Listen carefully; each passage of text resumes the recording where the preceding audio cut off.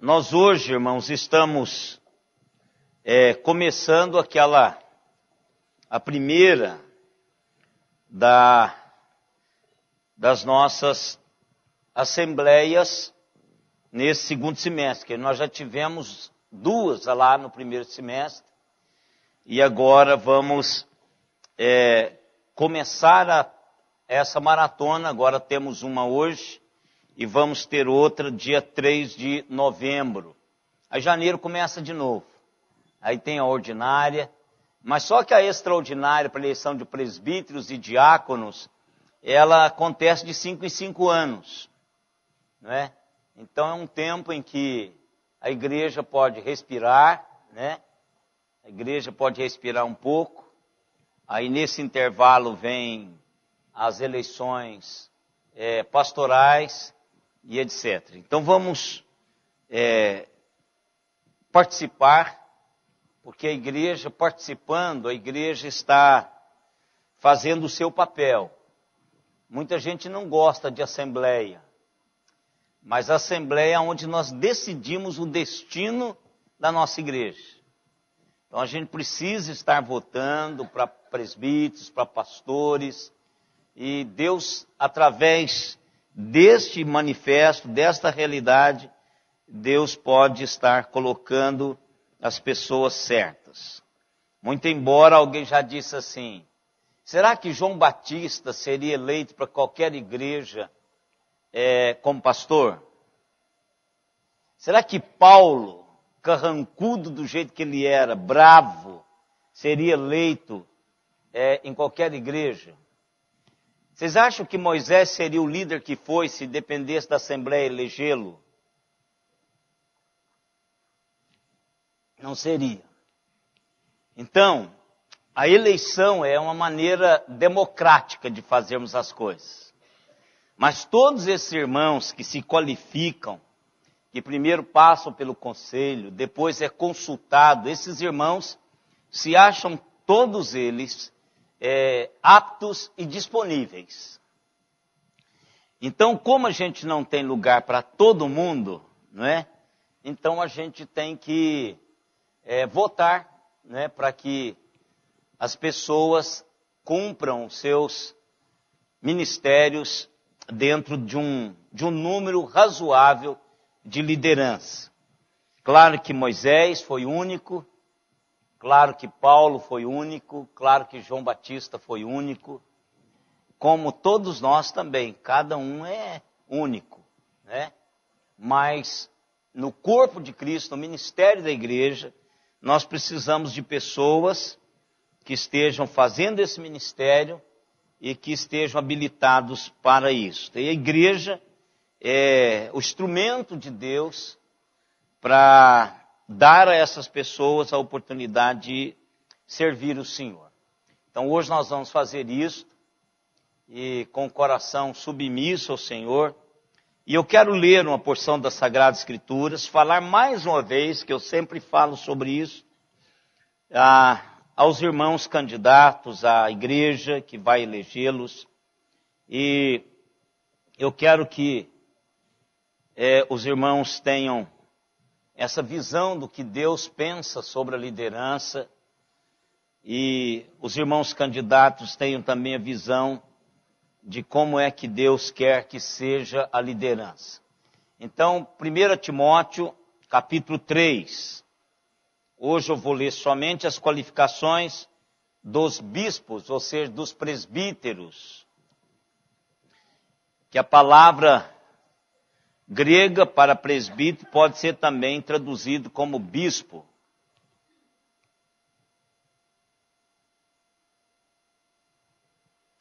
E é o que a nossa versão traduz lá, episcopado, o grupo de bispos. Mas é o presbiterato. Vamos ler, irmãos, até o verso 7. Fiel é a palavra. Se alguém aspira ao episcopado, excelente obra almeja. É necessário, portanto, que o bispo seja irrepreensível, esposo de uma só mulher, temperante, sóbrio, modesto, hospitaleiro, apto para ensinar, não dado ao vinho, não violento, porém cordato, inimigo de contendas, não avarento, e que governe bem a própria casa, criando os filhos sob a disciplina, com todo o respeito. Pois se alguém não sabe governar a própria casa, como cuidará da igreja de Deus? Não seja neófito, para não suceder que se ensoberbeça e incorra na condenação do diabo. Pelo contrário, é necessário que ele tenha bom testemunho dos de fora, a fim de não cair no opróbrio e no laço do diabo. Eu já li isso aqui para os irmãos e quero ler de novo. Que um líder tem que ter a força de um boi, a tenacidade de um bulldog, a ousadia de um leão, a sabedoria de uma coruja, a inoficiosidade de uma pomba, a indústria de um castor, a mansidão de uma ovelha, a versalidade de um camaleão, a visão de uma águia, a pele de um rinoceronte, a perspectiva de uma girafa, a resistência de um camelo, o salto de um canguru, o estômago de um cavalo, a disposição de um anjo, a lealdade de um apóstolo, a fidelidade de um profeta, a ternura de um pastor, o fervor de um evangelista, a devoção de uma mãe. E ainda assim, ele não vai agradar a todos. Ele precisa de ter tudo isso e mais um pouco, que aqui a pessoa colocou. O líder da igreja do Senhor Jesus Cristo, ele precisa de ter a perspectiva de Deus e que estas realidades vão sendo construídas pelo próprio Deus na vida desse líder durante toda a sua existência. Ele é chamado para abençoar o povo de Deus. Portanto, quando um líder não abençoa o povo de Deus, esse líder pode ser líder de qualquer coisa menos do povo de Deus. O líder espiritual, ele só veio para abençoar. Ele não veio para fazer qualquer outra coisa. E essa bênção passa pela disciplina, passa pela boca do profeta, passa pelas mãos do pastor, que às vezes usa o cajado para dar uma cajadada, e passa por todo o processo no exercício da função deste pastor.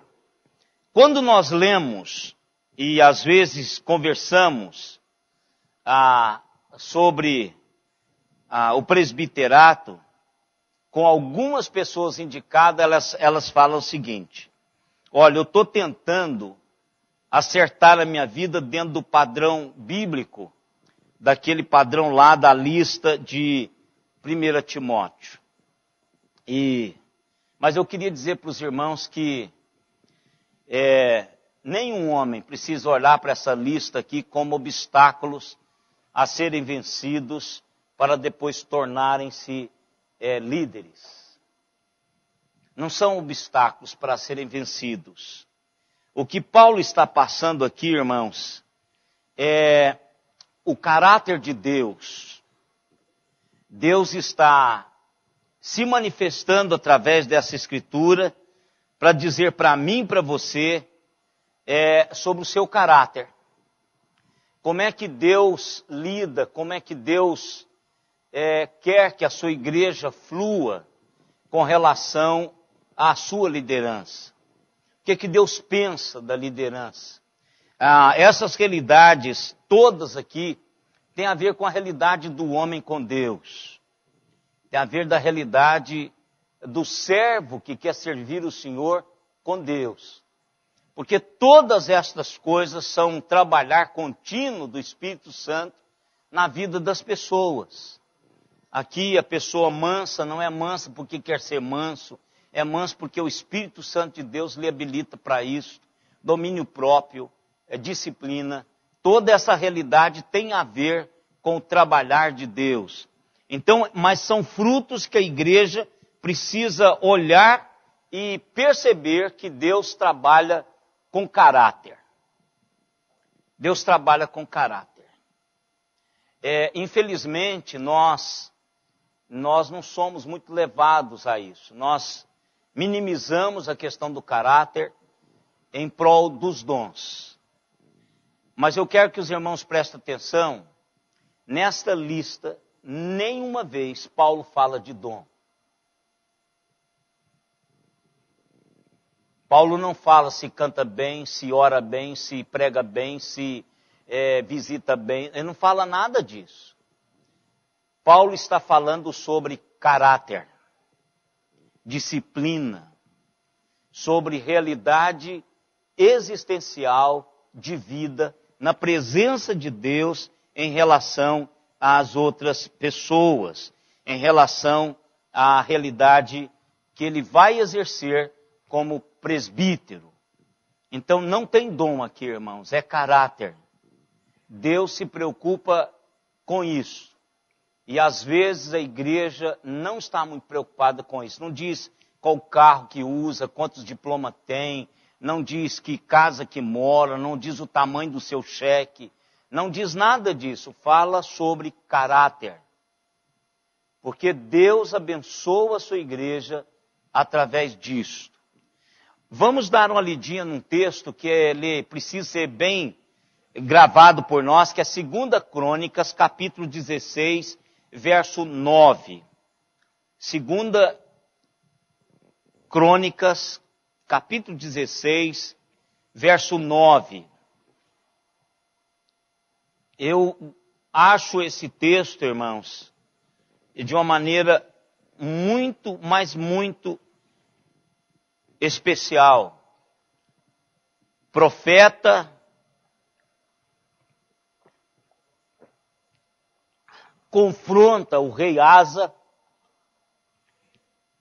com a palavra abençoadora.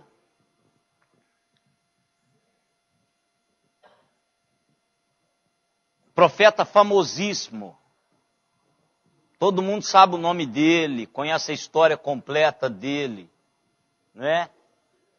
É assim do mesmo naipe de Isaías. Todo mundo conhece esse profeta aí. Não é? Deus usa a pessoa que está disponível.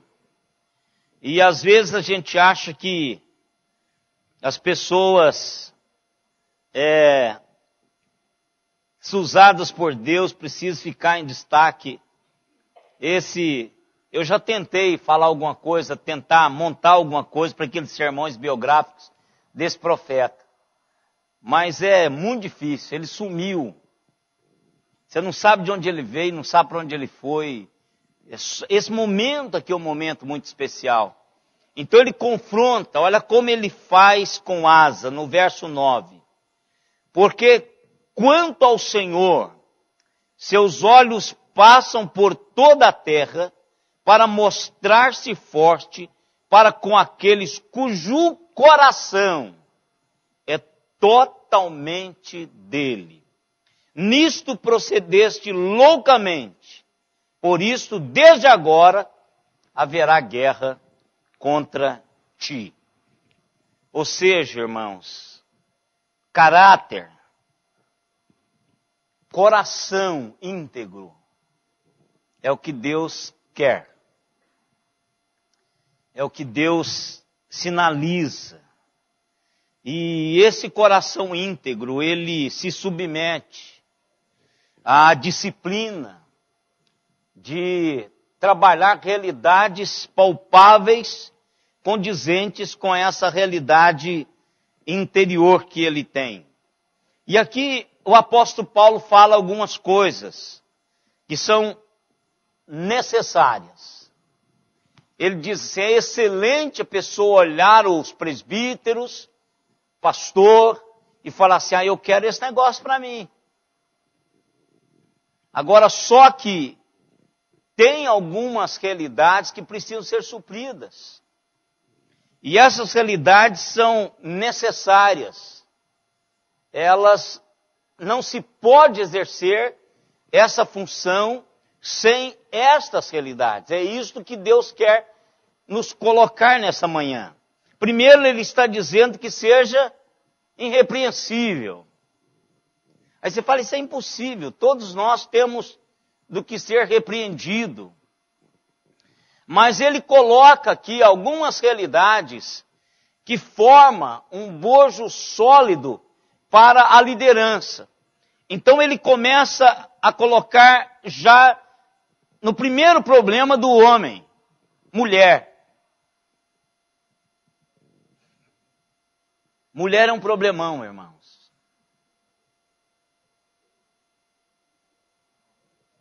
Para o líder. Não é? Mulher é um problemão.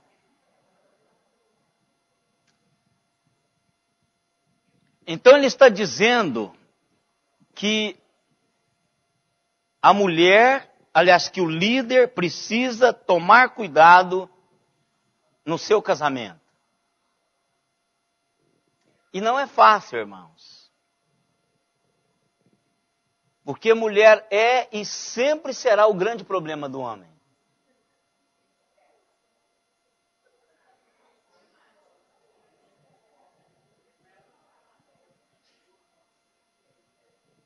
O grande problema do homem é a mulher. Eu vou dizer por quê.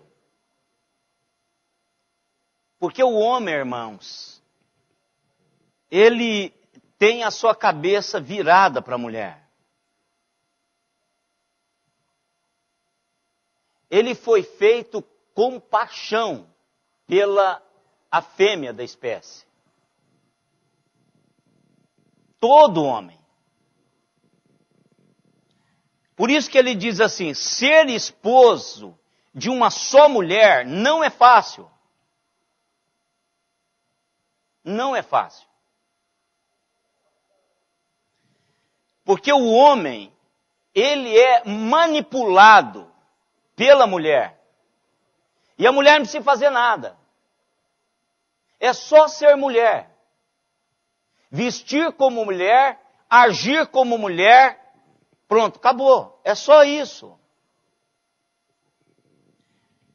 Nós somos, todos os dias, pelo cheiro, pelo olhar, pelo sorriso, pelo jeito de mexer no cabelo, nós somos atraídos pelas mulheres. Todos os homens. E se tiver alguma aqui que não é, você precisa conversar com o pastor Alexandre depois da escola dominical.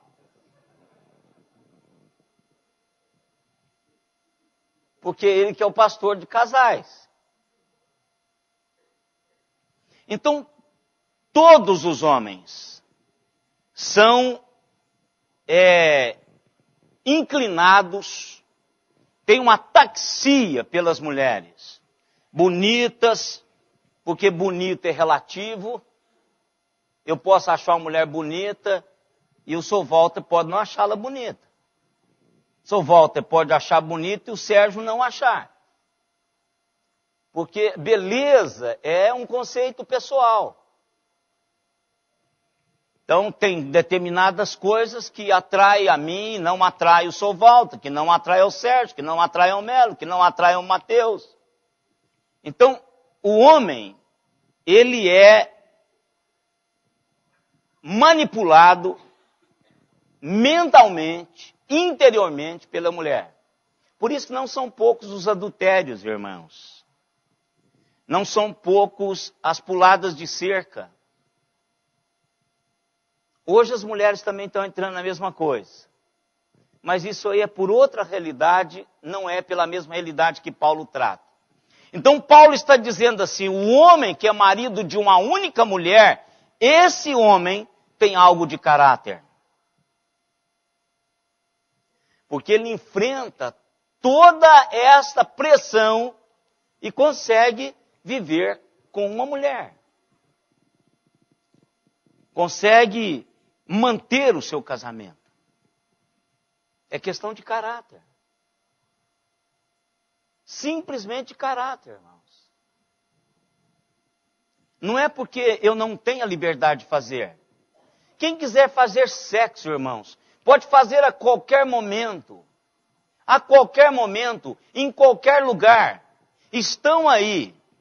Bonitas, feias, caras, baratas, morenas, asiáticas. Qualquer tipo que você quiser está aí disponível. Paulo está dizendo, isso é uma questão de caráter. O homem é atraído pela mulher. Mas o homem que é casado com uma única mulher, esse homem tem algo especial de caráter. Porque isso, irmãos, define-nos como homens que temos caráter, temos um compromisso. Uma escolha. E nós temos a escolha de estar com a esposa, de casar-se com a única mulher. Outra coisa que Paulo está trabalhando aqui, dentro do contexto dele, é que homens tinham várias mulheres. Como Paulo vai trabalhar uma realidade espiritual, ele está dizendo, se você que tem duas mulheres, mesmo que a lei assente nisso, a nossa não assente poligamia. A menos que eu esteja errado. Poligamia ainda é crime, não é isso? É crime. Mas tem países que não tem problema. Então, se tem alguém na igreja, que a cultura, a lei diz assim, olha, eu tenho duas mulheres, o que eu faço? E já tem 30 anos que eu tenho essas duas mulheres. Eu vou abandonar uma? Eu me converti agora. Não, tudo bem, você fica, agora você nunca mais vai ser, você não pode ser líder. A Bíblia diz que tem que ser marido de uma única mulher. Você está numa cultura, o camarada vai ter relação só com uma, não vai abandonar a outra, não pode abandonar porque tem muitos filhos. Isso é coisa real, viu, irmãos? Já acontece em países africanos, pessoas se convertem, tem 7 mulheres. Senhor, Davi teve 7. Davi precisava ser disciplinado, mas tudo bem. Vamos lá. Então, o homem precisa de ter uma única mulher. Segunda realidade que é mais fácil. Temperante. Por que é mais fácil? Ser temperante é fruto do Espírito, irmãos. Isso é fruto do Espírito. Então, se nós percebemos que um líder, ele não tem as reações de temperante, então não vote nele. Porque ele falta uma qualificação especial, cheio do Espírito Santo. Líder espiritual, ele precisa de ser cheio do Espírito. Ele precisa de representar essa realidade todo o tempo na vida. Então ele precisa ser temperante, sóbrio, não fazer loucura de tonto, sobriedade, equilíbrio. A liderança precisa ter equilíbrio, irmãos. Nós precisamos de homens que tenham equilíbrio. Porque o homem que não tem equilíbrio põe tudo a perder, irmãos. Somente se ele tiver a caneta para assinar nas mãos. Então tem que ter equilíbrio, sóbrio, modesto.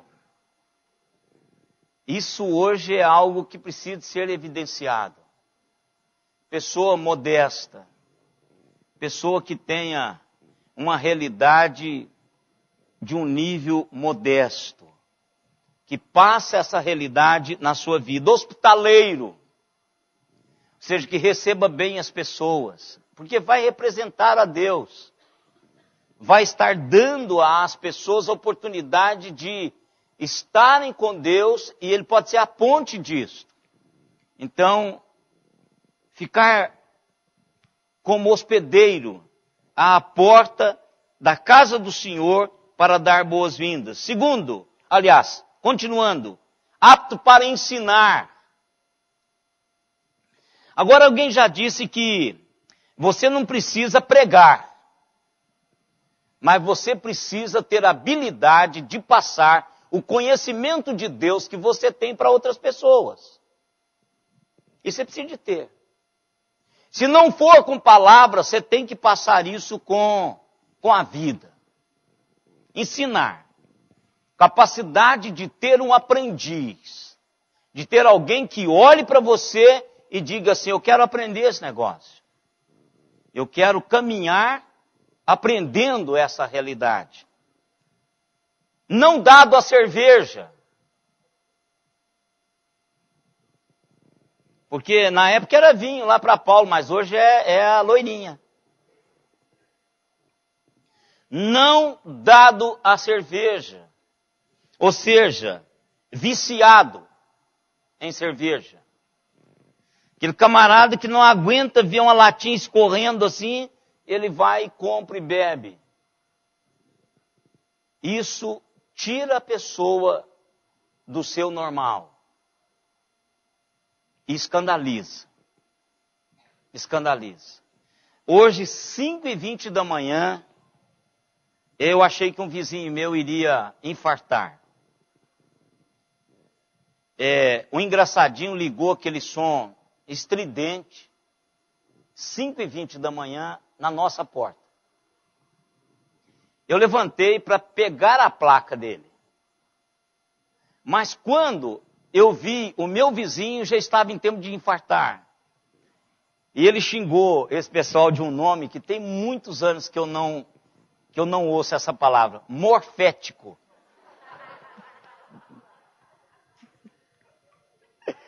Ah, quanto tempo! Hein, dona Laura? Quanto tempo isso? Seus morféticos! Hein? Da geração mais nova aí, quem sabe esse termo? Ah lá, não é possível vocês chamam os outros de morfético. Ah, para! Vocês usam esse vocabulário também? Morfético, seu morfético. Rafa, o que significa, Rafael? Hein? Não sabe? Quem falou que levanta? Quem conhece? Diga, Dani, o que significa morfético? Morfético, o que significa? Hein? Não sabe. Quem sabe? Gabi, você sabe? Nenhum de vocês sabe a definição de morfético? É porque não era a época de vocês. A palavra fora do seu... Vitor, sabe morfético? O que é, não? É porque referia-se à lepra, ao doente de hanseníase. Morfético é separado, excluído. Então, quando ele estava chamando assim, seus morféticos, seus excluídos, suas lepras, doença da raça humana, estava xingando ele. Eu não sei se o cara entendeu, mas ele usou isso incansavelmente. Agora, na verdade, irmãos, o que eu queria era uma 12.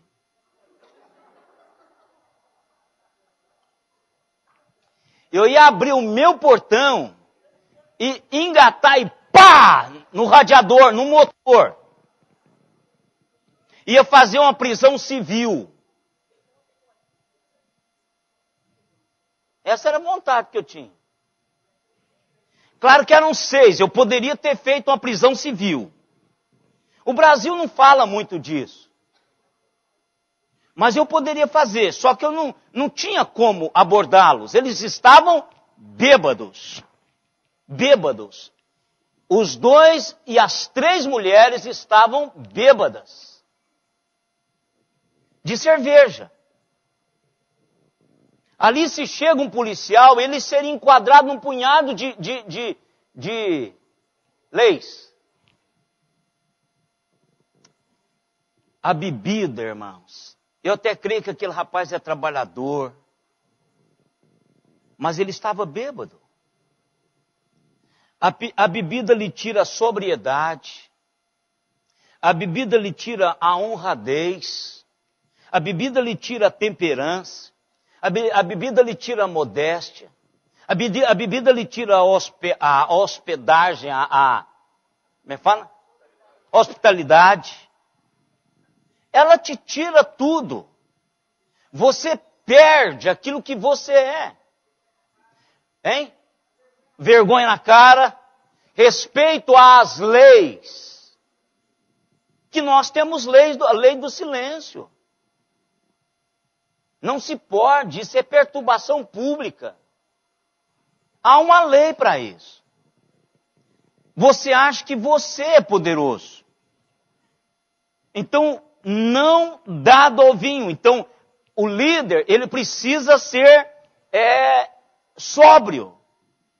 Ele precisa ter moderação. Ele não pode ser viciado em algo que vai tirá-lo dessa situação. Não pode. Segundo, não violento. E aqui eu coloco irascível. Tem pessoas que você aponta para ela o dedo, ela está brigando. Aquela pessoa que está com o dedo no gatilho, qualquer coisa que você faz, ele fala, eu tive vontade, viu, irmãos? Mas é só vontade. Claro que eu não faria isso. Faria uma prisão civil. Se eu tivesse algum instrumento, alguma outra pessoa que pudesse fazer isso. Aí ligava para a polícia e evocava o direito legal de fazer isso. Você tem que fazer isso? Então, isso é um absurdo, não é? Mas não violento. Ele é assim mesmo, ele é do estupim curto. Gente do estupim curto não serve para ser presbítero. Gente do estupim curto não serve, porque lá nós vamos lidar com pessoas. E a maior parte das nossas lidas com pessoas são lidas com pessoas quebradas. Não pode ser violento, pode até ser bravo, firme, mas não violento. Violência não cabe na liderança pastoral. Alguém que não consegue dominar-se, não vote nele. Cordato. Pessoa amável, fácil de trabalhar. Inimigo de contendas. Tem gente que está prontinho para a briga. Qualquer coisa ele está brigando. Somente se for descendente de português e italiano. Isso não significa que todo descendente de português e italiano são briguentos. Se tem domínio próprio, não briga. Não avarento. Irmãos, dinheiro não é problema. O problema é o amor ao dinheiro. A Bíblia em momento nenhum diz que ser rico é pecado. Não diz. O que diz é quando a riqueza ganha o coração da pessoa. Então você não pode ser avarento, você tem que ser generoso, bondoso, pessoa que vê a necessidade dos outros, que consegue trabalhar essa realidade. E agora vem outra coisa que é difícil fazer. Governe bem a própria casa. Por que é que ele não fala aqui que seja um bom administrador? Por que ele não fala que seja um bom gerente de negócio? Está falando aqui que seja um bom empresário. Não está isso. Igreja não é empresa. Igreja é uma família, não um negócio. Nós temos um Pai Celestial e não um presidente. Nós temos irmãos e irmãs, não acionistas. Nós não podemos olhar como liderança para a Igreja de Cristo como empresa. e para as pessoas como acionistas. Temos um noivo. Jesus Cristo é o noivo da igreja e não um chefe impessoal. Um noivo que quer nos ver bem, um noivo que quer nos ver santos, um noivo que quer dar-nos uma perspectiva de realidade congregacional, mas como corpo. Não é um negócio, igreja não é um negócio, muito embora algumas pequenas igrejas achem que são grandes negócios. Tem gente investindo na igreja como negócio. Mas não é um negócio. Igreja é o corpo de Cristo. Nós temos que ter a integridade, o caráter e a compaixão para com os outros. Isso aprende onde? Em casa. Em casa. Governando, sendo marido de uma única mulher, tendo os seus filhos debaixo da disciplina. Então nós precisamos fazer isso. Não importa se um homem é bem sucedido em todas as outras áreas da vida. Olhe para a família dele. Para ser presbítero, não olhe para o diploma, não olhe para a bem-sucessão dele na empresa, olhe para a família dele. É isso que Paulo está dizendo. Olhe para a família dele. Porque a casa do Senhor precisa ser cuidada. Então ele tem que cuidar da sua família. Não seja neófito, ou seja, não seja muito novinho. Porque senão ele vai se ensoberbecer e o diabo vai cirandar na vida dele. Deixa ele amadurecer. Não que ele sendo eleito, irmãos, ele vai ser cirandado pelo diabo. O que ele está dizendo é que a pessoa que está começando a caminhar, ela ainda vai ter muito que caminhar. Deixa ela caminhar para ver qual é a sinalização da conversão, da realidade de vida dessa pessoa com Deus. Depois, elege essa pessoa. Depois que ele estabeleceu o seu casamento, depois que ele caminhar um tempo e começarmos a perceber o quanto que ele caminha com Deus, elege.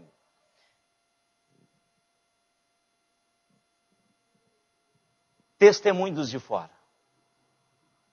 E chama-se reputação. Caráter é o que você sabe que você é. É aquilo que você está sentado aí e sabe que você é. Reputação é o que o outro sabe que você é. É o que você exterioriza. Então as pessoas de fora têm que dar bom testemunho da sua vida. E como você faz? Produzindo toda essa realidade no seu dia a dia. Na escola, no trabalho, na família, na amizade, nos negócios. Tudo vai refletir nisso. E os de fora vão dizer, esse camarada é isso mesmo que ele é. Então, ter bom testemunho dos de fora, a fim de não cair no opróbrio. O que é isso? Está vendo que o rapaz está indo ali? Então, ele tem uma dívida e ele não paga essa dívida. Ah, pois ele é da minha igreja. Ah, é? Ah, então. Mas ele deve lá. Olha, aquele camarada... É assim. A questão da reputação que as outras pessoas pensam e veem você lá fora. Porque você vai representar a igreja. Eu sou oficial da igreja. E como oficial da igreja, irmãos, eu não posso ficar devendo. Não posso. Pela minha função. Por exemplo, o gerente do banco está aqui, o delegado está ali. Não posso. Eu tenho que ter lesura, tanto num quanto no outro. Já pensou, o meu presbítero puxa lá meu nome? Não pode. Já pensou o gerente do banco que tem acesso aos nossos dados? Puxa lá, não pode. Não pode. Não pode. É testemunho dos de fora. Isso é caráter. Aliás, isso é reputação. Então, Paulo está dizendo, é assim que precisa ser o obreiro. É assim que precisa ser o presbítero. É assim que precisa ser o diácono. Porque, do contrário, não está apto. Pode querer ser, mas pode não ter o ser para ser. Então, essas são as exigências. Claro que tudo isso é debaixo do cuidado de Deus. E se nós nos desligarmos da presença do Senhor, é muito fácil praticar tudo isso aqui, o contrário do que a palavra está dizendo. Muito fácil. É muito fácil perder a calma, perder o domínio próprio, é muito fácil deixar de ser sóbrio, é muito fácil arrumar outra mulher. É muito fácil. Só o Espírito Santo de Deus deixar-nos um pouquinho, ou nós deixarmos de termos essa comunhão com Deus, estragamos tudo. Às vezes, irmãos, eu até acredito que muitos dos nossos queridos irmãos, quando entraram no ministério, no presbiterato, e eu tenho um coração muito dilatado em direção a esses irmãos, na época quando eles entraram, eles estavam com esse nível de vida. Mas enquanto caminhavam, perderam, tiraram a realidade de Deus da sua frente, do seu viver diário, e se perderam. Aí arrumaram outra, fizeram outra coisa, fizeram outra, e se perderam no meio do caminho.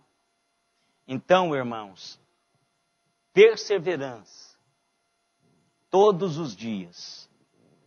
A bênção de se ser um líder comprometido é que você é comprometido com o seu chamamento, com a sua vocação. E isso vai balizando a vida todos os dias. Todos os dias. Esse compromisso com a sua vocação, com o ofício que Deus nos deu, com esse privilégio. Então vai balizando a nossa caminhada. Que Deus nos